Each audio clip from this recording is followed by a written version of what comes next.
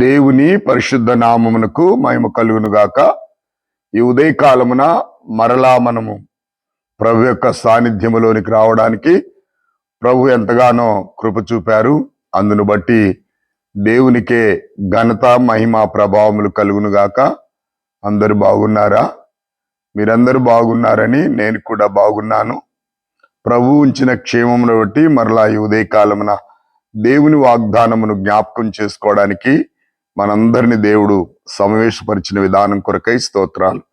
దేవుని యొక్క వాగ్దానము మార్క్స్ వార్త 6వ అధ్యాయం 50వ వచనం, నేనే ధైర్యము తెచ్చుకొని భయపడకుడి అని ప్రభు తన శిష్యులతో చెప్పిన మాటను ఈ సమయంలో మనం జ్ఞాపకం చేసుకుందాం. ప్రభుల వారు చేసినటువంటి వాగ్దానం ధైర్యం తెచ్చుకొనిడి, నేనే భయపడకుడి అని చెప్పాడు.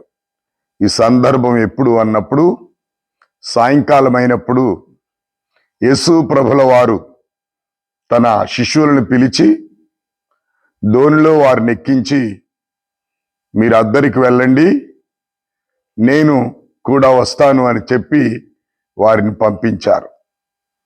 వారు సముద్రంలో ప్రయాణం చేస్తుండగా ఆ యొక్క వాడకు అలలొచ్చినట్లుగా మనం చూస్తూ ఉంటున్నాం.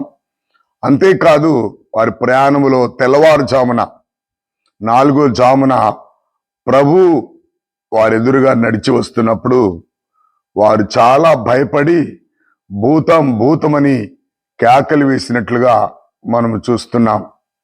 అప్పుడు యేసు ప్రభుల వారు గాలిని గద్దించి, నేనే భయపడకుడి అని చెప్పి ఊరుకుండమని సముద్రముతో చెప్పినప్పుడు అది మిక్కిలి నిమ్మలమైనట్లుగా చూస్తా ఉన్నాం.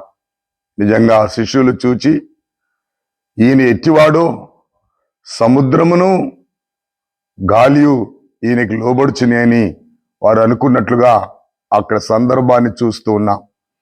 ఈ ఉదయకాలమున దేవుని వాగ్దానం అదే, నేనే ధైర్యం తెచ్చుకొనిడి భయపడకుడి అని చెప్పినటువంటి దేవుడు మాటను మరిచి, దేవుని వాగ్దానాన్ని మరిచి వారు అక్కడ భయపడతా ఉన్నారు. నిజంగా ప్రభు వారి హృదయాలను ఎరిగి వారిని అద్దరికి పంపి తాను ఒంటరిగా వారికి ప్రత్యక్షమై ఆ యొక్క సముద్రములో తుఫాను వారికి ఎదురై అలలు కొట్టినందుగా వారు ఇబ్బంది పడుతున్న సమయంలో దేవుడు వారి వద్దకు వచ్చినప్పుడు వారు దేవునిగా నమ్మలేదు. భూతమనుకొని భయపడుతున్నప్పుడు ప్రభు మాట్లాడాడు, నేనే భయపడకుడి.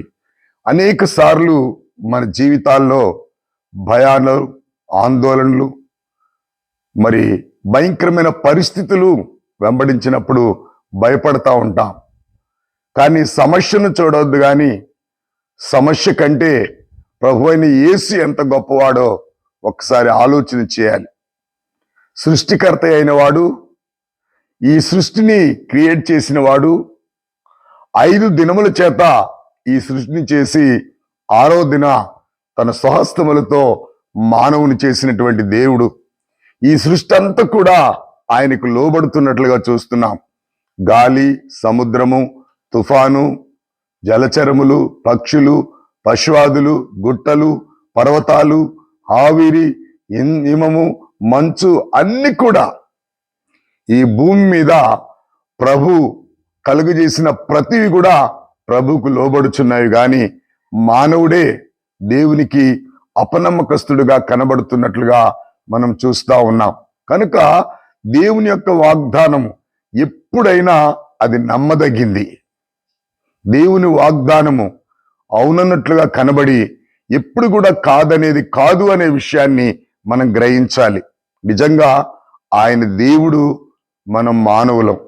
తన స్వహస్తములతో మనని కలుగజేసి నిజంగా మానవునికి ఇచ్చినటువంటి ఫ్రీడమ్, మానవునికి ఇచ్చిన ఆధిక్యత, మానవుని కలుగజేసిన విధానం. అందుకే కీర్తన గ్రంథములో ఉంటది, నీవు నన్ను కలుగజేసిన విధానము చూడగా నాకు భయమును ఆశ్చర్యము కలుగుచున్నదని చెప్పి దావీదు చెప్తూ ఉంటాడు. దేవుని యొక్క సృష్టిలో మానవుణ్ణి ప్రత్యేకంగా చేశాడు. గల కారణం మానవులతో దేవుడు నివాసము చేయాలని. నిజంగా ఆయన మానవుడిగా రావడానికి కారణం అదే. భూమి మీద ఉన్న మనలను దేవుడు ఎంతగానో ప్రేమించి మన మధ్య నివాసము చేయుటకు ఆయన పరమును విడిచి ఈ భూమి మీదకి వచ్చి మనతో నివాసము చేసినట్లుగా దైవ గ్రంథములో చూడడమే కాదు, అనేక మంది ఆనాడు భక్తులు ప్రభుతో సంచరించి 3.5 ఏండ్లు అద్భుతమైన దేవుని పరిచర్యలో వాడబడిన విధానం చూస్తూ వస్తున్నాం. కనుక ఈ ఉదయకాలమున దేవుని వాగ్దానాన్ని జ్ఞాపకం చేసుకోవాలి. సమస్యలు వచ్చినప్పుడు గాని, వ్యాధుల దుఃఖము కలిగినప్పుడు గాని, ఏ పరిస్థితిలో మనము నిజంగా భయపడుతున్నప్పుడు దేవుని వాగ్దానాన్ని మనం జ్ఞాపకం చేసుకోవాలి. కనుక ఈ ఉదయకాలమున దేవుడిచ్చిన వాగ్దానమును ఎత్తిపట్టి ప్రభువును స్తుతించి ప్రభువును గణపరుద్దాం. అట్టి కృప దేవుడు మనకు అనుగ్రహించునుగాక. ప్రార్థన చేసుకుందాం.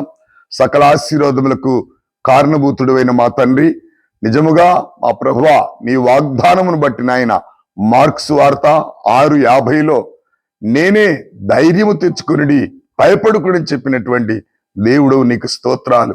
అనేక సార్లు మానవులుగా భయపడుతున్నప్పుడు వెన్నుతట్టి బలపరిచిన దేవుడవు తండ్రి. నాయనా, నీ శిష్యులు సముద్ర ప్రయాణము చేస్తున్నప్పుడు తండ్రి, నాయనా పడవకు అలలొస్తున్నప్పుడు మీరు వారి ప్రత్యక్షమైనప్పుడు నిన్నుగా గుర్తించక నాయనా భయపడి భూతము నరిచినప్పుడు ప్రభువా, మీరు గాలిని తుఫానును గద్దించి నేనే భయపెట్టుకుడని చెప్పి వారితో మాట్లాడిన నీ మహాకృపను బట్టి మీ వందనాలు.